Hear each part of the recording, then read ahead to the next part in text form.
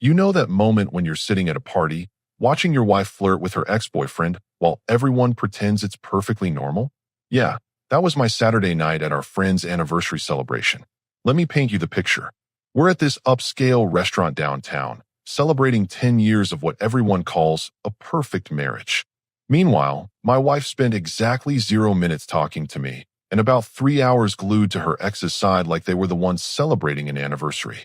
The guy's name doesn't matter. But let's just say he's one of those smooth-talking types who thinks every conversation is a job interview for his charm. And my wife? She was eating it up, laughing at jokes that weren't funny, touching his arm during stories, and giving him the kind of attention she hadn't given me in months. I ordered another bourbon and watched the show. Because that's what it was, a performance. She kept glancing over to see if I was watching, almost like she wanted me to react. The thing is, I've been married to this woman for 8 years. I know when she's testing boundaries, and tonight she wasn't just testing them, she was demolishing them. About 2 hours into this circus, our host decides to make a toast. He's going around the table, asking each couple to share what makes their marriage work. Real heartwarming stuff. When he gets to us, I'm actually curious to hear what she'll say. She doesn't even hesitate. With that smirk she gets when she thinks she's being clever, she says, "Marriage is just a legal formality. This doesn't feel real." The table goes quiet for about 2 seconds, then everyone starts laughing. Her ex laughs the loudest, of course. They think it's hilarious. Some joke about modern relationships and how refreshing it is to hear someone being honest about marriage. I didn't laugh. I just took another sip of my bourbon and watched her bask in the attention. She looked so proud of herself, like she'd just delivered the punchline of the century. The woman I married, publicly dismissing our marriage as meaningless paperwork while her ex-boyfriend nodded along like he was her personal cheerleader. That's when something clicked. Not anger, that would come later. This was clarity. Pure, cold clarity about exactly what kind of person I'd been sharing a bed with for the past 8 years. The rest of the night played out exactly as you'd expect. She continued her little reunion tour with her ex while I made polite conversation with the other guests. A few people asked if everything was okay. I told them everything was perfect, and technically, it was about to be. By the time we got home, she was practically glowing from all the attention. She rambled on about how great it was to catch up with old friends, and how some people just understand you on a deeper level. She was so wrapped up in her own little fantasy that she didn't notice I wasn't responding. I let her talk. I let her explain how her ex had grown so much and become such an interesting person. I even let her suggest we should all hang out sometime, because it would be fun to get to know him better as a couple. That last part almost made me laugh. Here's a woman who just spent an entire evening treating her marriage like a joke, now wanting to invite her ex-boyfriend into our social circle. The audacity was almost impressive, but I just nodded and said we'd see, because I already knew exactly what I was going to see, and it wasn't going to involve any group hangouts. The next morning, she was still riding high from her performance. Made coffee for herself, checked her phone about 15 times in 20 minutes, and kept bringing up random memories from back in the day. She was reliving her glory years, completely oblivious to the fact that she'd just handed me the perfect motivation to make some major life changes. I watched her scroll through social media, probably looking for pictures from the party or checking if her ex had posted anything. She was so distracted that she didn't notice me quietly gathering certain documents from our home office.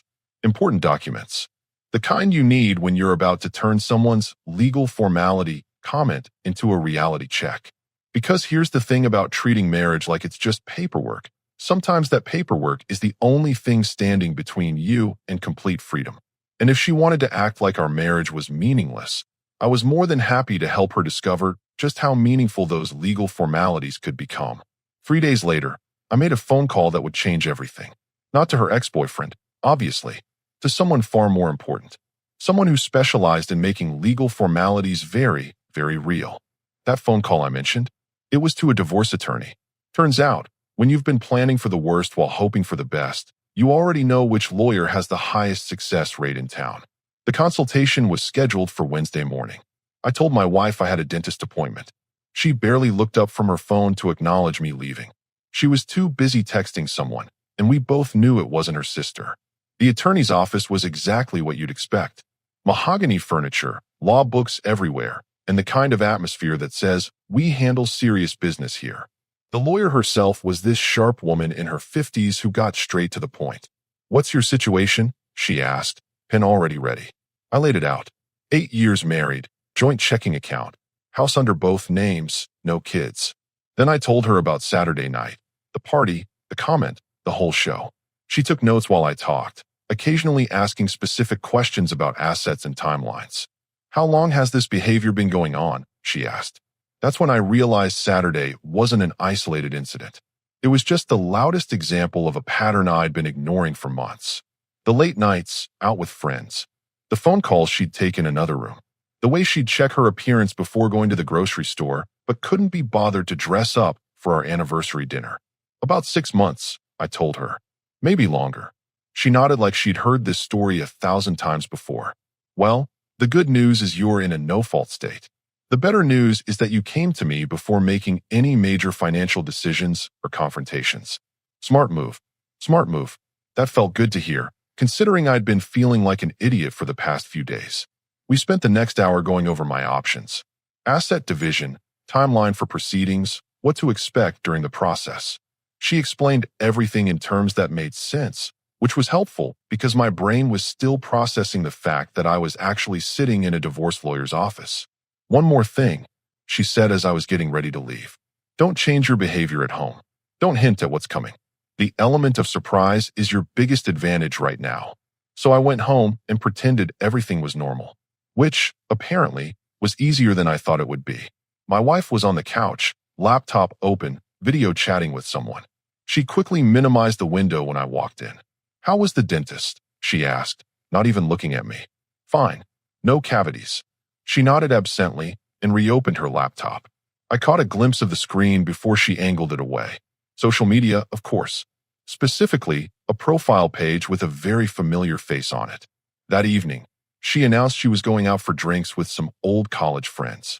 She spent an hour getting ready. Full makeup, the dress that used to be reserved for special occasions, the perfume I bought her for Christmas. All for college friends. "Don't wait up," she said, kissing my cheek like we were roommates instead of married couples. I might be late. I almost laughed. Here she was, putting more effort into looking good for her mystery drinks than she had for any date night in the past year. The woman who called our marriage a legal formality was getting dolled up for what was obviously not a casual friend meetup. "Have fun," I said and meant it, because every time she pulled something like this, she was making my lawyer's job easier. She came home at 2 in the morning, trying to be quiet, but failing spectacularly. I heard her bump into the coffee table, followed by some creative cursing. She was definitely not sober. The next morning, she slept until noon.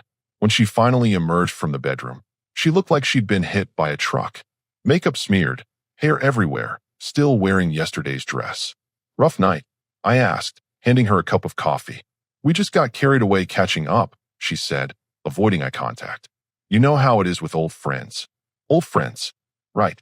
I nodded sympathetically while mentally adding another item to the list I was keeping for my lawyer. This became the pattern for the rest of the week. She'd disappear for hours at a time, always with some excuse about friends or errands or sudden work obligations.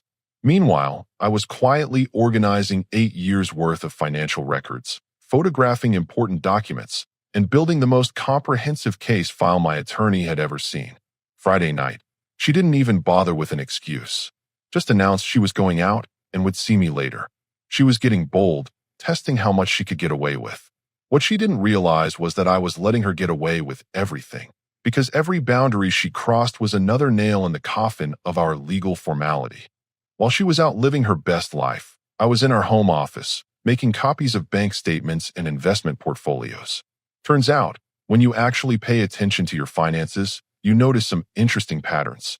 Like how our joint checking account had been funding a lot of expensive dinners I definitely didn't attend. By Sunday, I had everything I needed.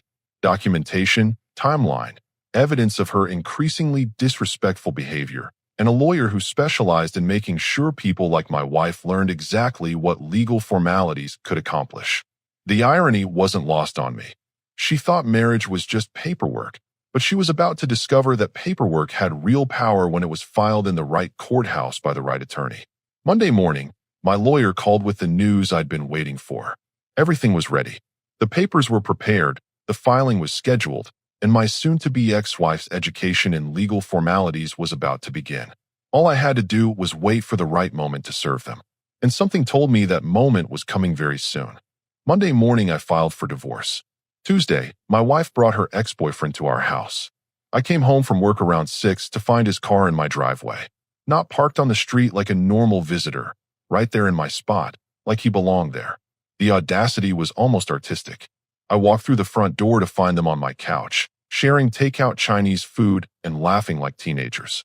They both looked up when I entered, and the guilty expressions on their faces told me everything I needed to know about how platonic this friendship really was. "Hey, honey," my wife said, trying to sound casual. "Look who stopped by. We were just catching up and decided to grab some dinner." Her ex stood up, extending his hand like we were meeting at a business conference. "Good to see you again," he said with this fake smile that made me want to break his teeth. I shook his hand, probably longer than necessary, and watched him flinch slightly when I gripped a little tighter than expected. "Nice to see you too," I said. "Making yourself comfortable, I see." My wife shot me a warning look, like I was the one being inappropriate. Here's this guy, eating dinner at my table, probably using my silverware, and I'm supposed to play the gracious host. "We were just talking about old times," she explained, like that made bringing another man into our home perfectly reasonable. "You remember how much fun we all used to have in college?" Except I wasn't in college with them. I met her 2 years after she graduated. But apparently, we were all pretending I was part of their shared history now. I grabbed a beer from the fridge and sat in my recliner, the one she always complained about, but I refused to get rid of. "Don't let me interrupt," I said. "Please, continue catching up." They exchanged glances, clearly uncomfortable with my presence. Good. This was my house, paid for with my mortgage payments. And if they wanted to have their little reunion, they could do it with an audience. For the next hour, I watched them flirt while pretending to be just friends. The inside jokes, the casual touching, the way they looked at each other when they thought I wasn't paying attention. It was like dinner theater, except the show was my marriage falling apart in real time. Around 8, he finally left. My wife walked him to the door, and I could hear them whispering in the hallway. When she came back, she had that defiant look she got when she knew she'd crossed a line but wasn't planning to apologize. "That was nice," she said, starting to clean up the takeout containers. "It's good to reconnect with old friends. Old friends who apparently needed private goodbye conversations and lingering hugs at the front door." But I just nodded and finished my beer. "Yeah," I said. "Real nice." Wednesday, she announced they were going to a concert together. Not as a group, just the two of them. She presented this like it was the most natural thing in the world. "He had an extra ticket," she explained while getting dressed. "It would be a shame to waste it." She was wearing the black dress I bought her for our anniversary last year. The one she said was too fancy for our dinner at the steakhouse. Apparently, it was just right for a concert with her ex-boyfriend. "Have fun," I said, because what else was I going to say? Besides, every time she pulled something like this, she was strengthening my case. Thursday morning, my lawyer called. "The papers are ready for service," she said. "We can have them delivered as early as tomorrow." "Do it," I said without hesitation. Friday afternoon, while my wife was out shopping, or whatever she was actually doing, I received a text from the process server. "Package delivered." She signed for it at 3:47 p.m. I was in a meeting when the text came through, but I had to excuse myself to step outside. My hands were actually shaking. After weeks of planning and preparation, it was finally happening. My phone rang at 4:15. Her name flashed on the screen, but I didn't answer. It rang again immediately. Then again. By the fourth call, she was leaving voicemails. "What the hell is this? Call me back right now." The next message was longer and significantly more creative with the language. Apparently, she'd had time to actually read through the divorce papers and was beginning to understand what legal formalities really meant. I drove home slowly, taking the scenic route. There was no rush. She wasn't going anywhere, and I wanted to give her plenty of time to fully process what had just happened to her perfectly planned little life. I found her pacing in the living room, still in her shopping clothes, holding the divorce papers like they were evidence of a crime. Her face was red, whether from anger or embarrassment I couldn't tell. "Are you out of your mind?" she demanded the moment I walked through the door. "What is this supposed to be?" I hung up my jacket and loosened my tie, taking my time. "I think it's pretty self-explanatory," I said. "You said marriage was just a legal formality." I'm helping you escape from all that meaningless paperwork. She stared at me like I'd grown a second head. You can't be serious. This is insane. Is it? I asked, genuinely curious. You've been treating our marriage like a joke for months. I'm just making it official. She threw the papers on the coffee table, where they scattered across the surface like oversized confetti. This is ridiculous. We can work this out. We just need to talk. Now she wanted to talk. After months of late nights, mysterious phone calls, and parading her ex-boyfriend through our house, now she was ready for communication. I'm done talking, I said, and realized I meant it. You made your feelings about this marriage pretty clear at the anniversary party. Remember? Legal formality? Not real. The color drained from her face as she remembered her little performance. That was just a joke, she said weakly. I didn't mean anything by it. Funny thing about jokes, I said, opening that beer I'd been thinking about all afternoon. They're only funny when everyone's laughing. I wasn't laughing. She sat down heavily on the couch, staring at the papers like they might disappear if she looked at them long enough. This is crazy, she whispered. You're throwing away 8 years over one stupid comment. One comment. Like that was all it was. Like I hadn't watched her slowly check out of our marriage while checking in with her ex-boyfriend. Like I hadn't counted the lies, documented the late nights, and quietly endured months of being treated like an inconvenience in my own life. Read the papers, I said, heading toward the stairs. Your boyfriend might be able to help you understand the legal terminology. He seems to understand you on such a deeper level. I left her sitting there, surrounded by the legal formalities that were about to change both our lives forever. She didn't sleep that night. I could hear her pacing downstairs, making phone calls, probably texting everyone she knew. Around 3 in the morning, she tried to come into the bedroom to talk. I pretended to be asleep. The next morning, she was waiting in the kitchen with coffee and what looked like a prepared speech. Her eyes were red, hair pulled back, wearing the oversized sweater that used to be my favorite on her. The whole setup screamed, "Please forgive me. We need to discuss this like adults," she said before I could even sit down. This divorce thing is completely unnecessary. We can fix this. I poured my own coffee and leaned against the counter. Fix what exactly? Our marriage, our relationship, whatever problems you think we have. She was using her reasonable voice, the one she pulled out when she wanted something. Every couple goes through rough patches. Rough patches. That's what she was calling months of disrespect and emotional infidelity. Interesting perspective, I said. What would you suggest we fix first?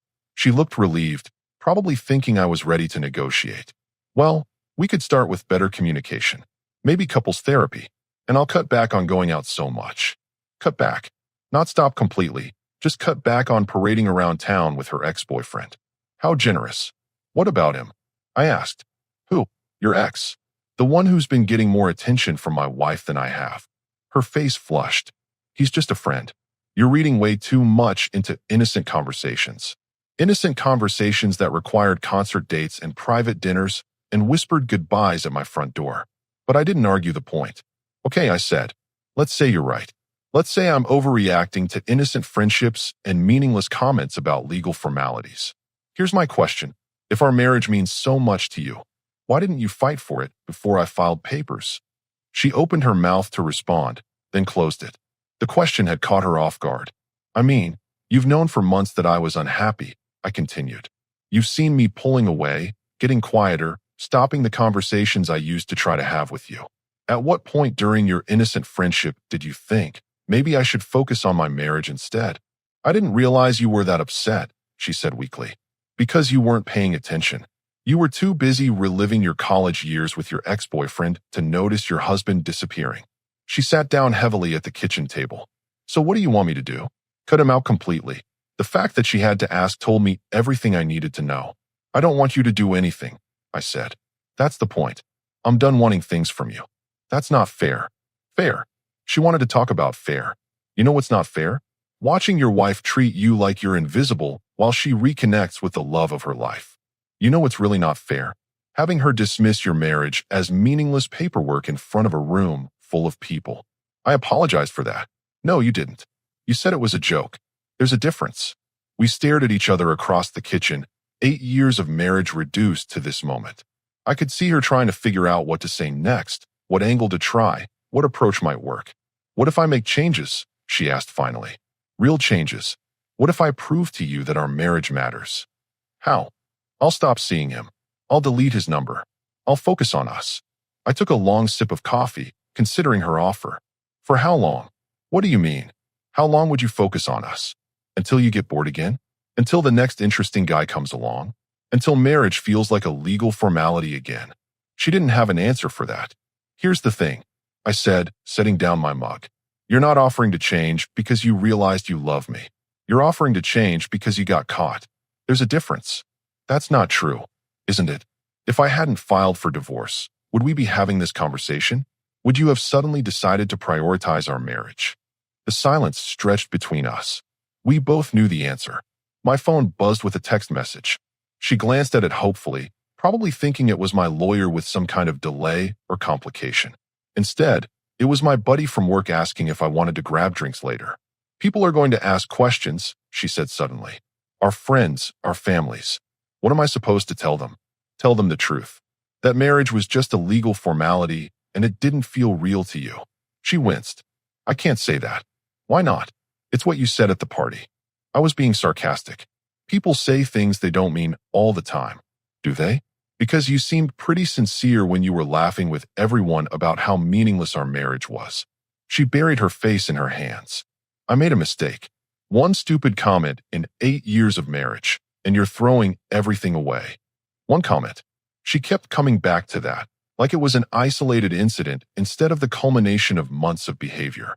Like I hadn't watched her slowly detach from our life together while attaching herself to someone else. The comment wasn't the problem, I said.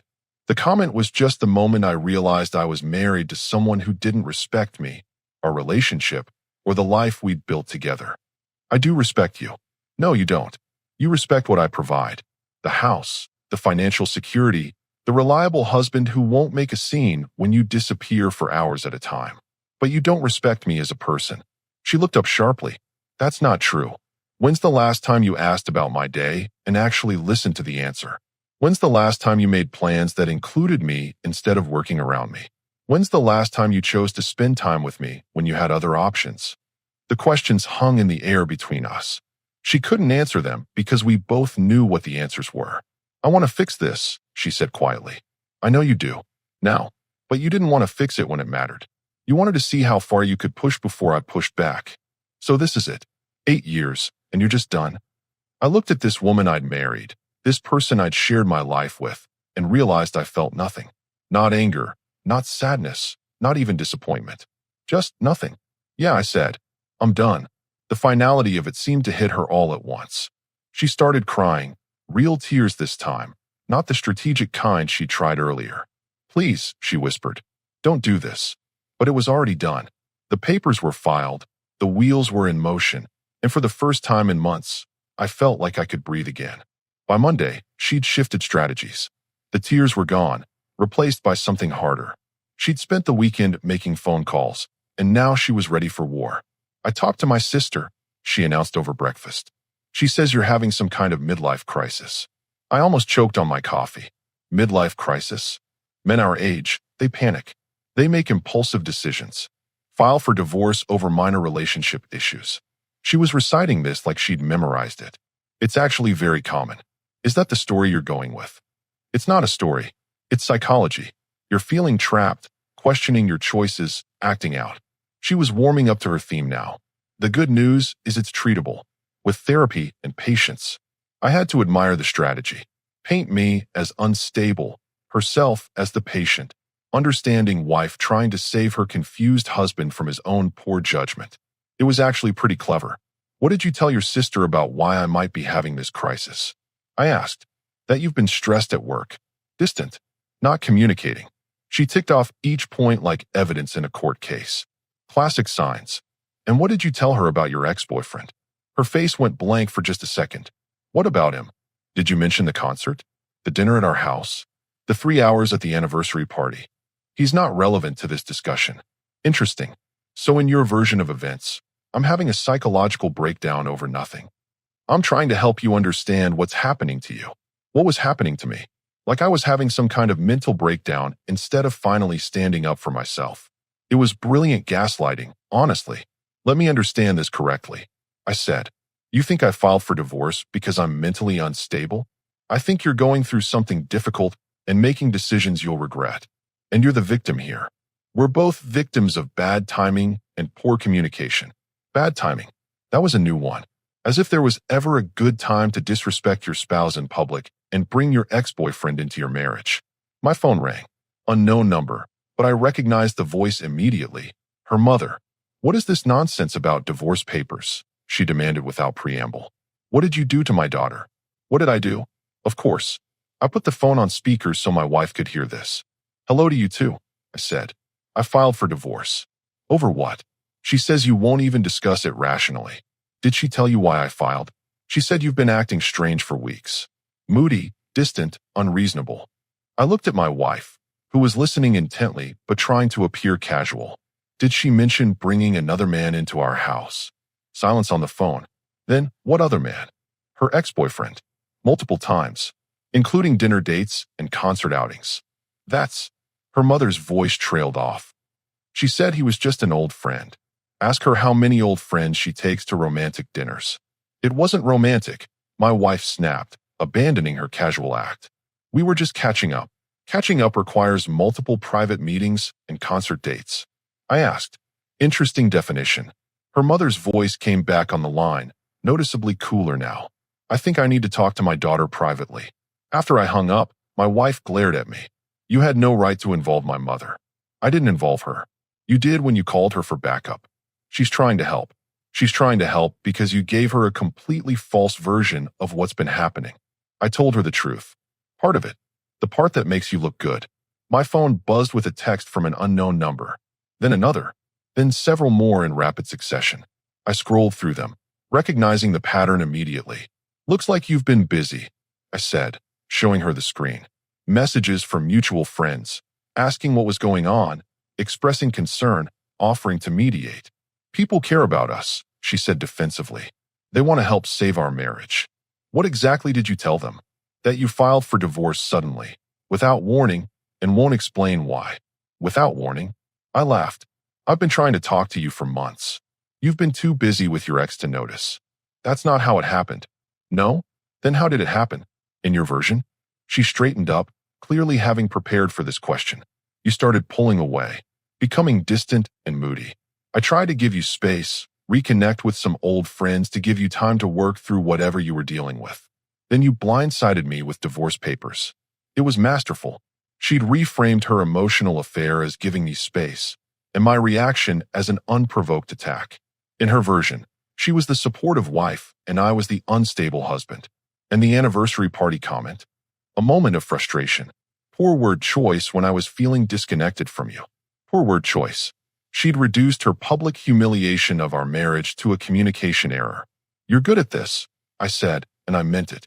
Really good. You should consider a career in public relations. I'm trying to save our marriage. No, you're trying to save your reputation. There's a difference. Another text came through, this one from her ex-boyfriend. She tried to grab my phone, but I was faster. He wants to know if you're okay, I read aloud. Says he's here if you need to talk. How thoughtful. Give me my phone. It's my phone. But I'm curious. How many people are you coordinating with on this damage control campaign? I'm not coordinating anything. People are concerned. People are concerned because you're telling them I'm having a breakdown. Meanwhile, you're texting with the guy who helped cause this situation. He's not part of this. He's been part of this since the anniversary party. He's been part of this since you started prioritizing his attention over your marriage. She stood up abruptly, pacing to the window. You're making this about him because you can't admit the real problem, which is you, your insecurity, your inability to trust.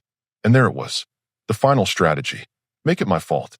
My insecurity, my trust issues, my problems. Paint herself as the innocent victim of a jealous, unstable husband. You know what? I said, standing up to leave for work. You're right. I do have trust issues. I have trouble trusting people who lie to me, disrespect me in public, and bring other men into my house. You've identified my weakness perfectly. Where are you going? To work. Where people treat me with basic respect. We're not done talking about this. Yes, we are. My lawyer will handle all future communications. I left her standing in the kitchen, probably already composing her next round of phone calls and text messages. She'd spend the day building her narrative, gathering support, positioning herself as the victim of an unreasonable man. But narratives only work when people don't know the whole story. And something told me the whole story was about to come out, whether she wanted it to or not. The divorce was final on a Tuesday. 6 months after the anniversary party where my marriage became a punchline, it officially became history. My ex-wife tried everything. Therapy demands, family interventions, even showing up at my work. Nothing worked because I'd already made peace with the decision. She taught me exactly what she thought our marriage was worth, and I'd simply agreed with her assessment. The financial settlement hit her harder than expected. Turns out those legal formalities she mocked actually mattered quite a bit when it came to asset division. My lawyer had done excellent work documenting her behavior and financial irresponsibility. The expensive dinners, the concert tickets, the shopping sprees, all funded from our joint account while pursuing her ex-boyfriend. She kept the house, but got stuck with the mortgage payments. I took my retirement accounts, half the savings, and my self-respect. Fair trade. The best part came 3 weeks after the papers were signed. I ran into the couple who hosted that anniversary party at the grocery store. They were awkward at first, clearly having heard her version of events. "We heard about the divorce," the wife said carefully. "We're sorry things didn't work out." "Actually, things worked out perfectly," I replied. Turned out she was right about marriage being just a legal formality. Once we eliminated the formality, everything became much clearer. They exchanged glances, remembering that night. "She's been saying you had some kind of breakdown. Has she mentioned she's living with her ex-boyfriend now?" Silence. Then the husband shook his head. "No, she left out that detail." "Interesting. Well, I hope they're very happy together. They certainly worked hard enough for it." My ex-wife's narrative about my unstable behavior collapsed pretty quickly once people saw the reality. A man who walks away from disrespect isn't unstable. He's finally stable. I bought a smaller place closer to downtown. No mortgage, no shared accounts, no one treating me like an inconvenience in my own life. For the first time in years, I came home to exactly what I left behind. She tried calling a few times in the first month. I never answered. Her voicemails went from angry to desperate to bitter. The last one blamed me for ruining everything over nothing. Even after everything, she still thought her behavior was nothing. 6 months later, I heard through mutual friends that her relationship with the ex-boyfriend didn't work out. Apparently, when you're someone's second choice, you tend to remain their second choice. Who could have predicted that? They also mentioned she'd been asking about me, whether I was dating anyone, if I seemed happy, if I ever talked about her. I wasn't and didn't, but it was nice to know she was finally paying attention. The truth is, I never wanted to punish her. I just wanted to be with someone who actually wanted to be with me. Someone who understood that marriage isn't a legal formality. It's a daily choice to prioritize your partner over everyone else. She made her choice clear that night at the anniversary party. I just finally made mine clear too. People ask if I regret the divorce. The answer is simple. I regret staying married as long as I did. I regret accepting disrespect as normal. I regret thinking I could change someone who didn't want to change. But I don't regret walking away from someone who treated our marriage like a joke, because the punchline turned out to be on her.